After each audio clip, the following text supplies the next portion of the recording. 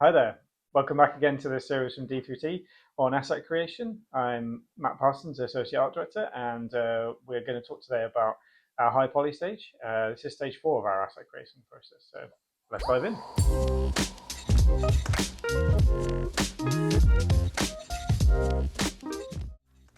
Okay, so I'm in ZBrush here, exporting one model from Maya, and the first thing to notice from the eagle-eyed viewers here is missing elements. This is deliberate. I did a quick unwrap test in the end of the previous phase to determine what will fit in textile density. So with the project textile density guidelines, even for a 2K map, it was clear that some elements would need to be repeated. Henceforth, they are missing. So the benefit to this in a way is that I've chosen these carefully, so there is less sculpting to do, but I've hopefully managed to hide any repetitions in the actual game mesh. So this is my final sculpt, as you can see, but just want to go over some of the things that I look for in this stage. So one of the points really is to make sure, considering the scale of details and how the asset will look in the final game. So really focus on the details that matter, the silhouette, the form, the overall read, that kind of thing.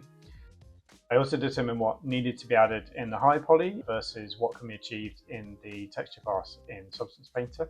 So for example, in my case, there's a lot of text on some of these elements from the manufacturing brand, but I don't need to add these here. These will get added in Substance Painter as we go through to future stages. I would say one really important tip at this point is to be mindful of materials and how they affect details. So there's kind of two real main points to consider here.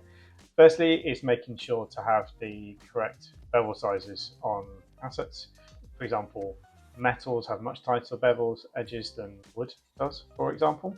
Wood bevels are generally softer, so I've got a mix of different types of materials on here and also different types of metal as well. So this all needs to be considered when setting up bevels. And then secondly, considering the damage and the wear, metals and woods again have different properties. So wood, for example, has a grain, and therefore there's a directionality to it, and that affects how elements would be damaged. Also consider the damage placement, where the damage is likely to happen around specific areas where there's wear and tear. And then the last step is to make sure is everything is clean and set up for the baking phase, which comes next.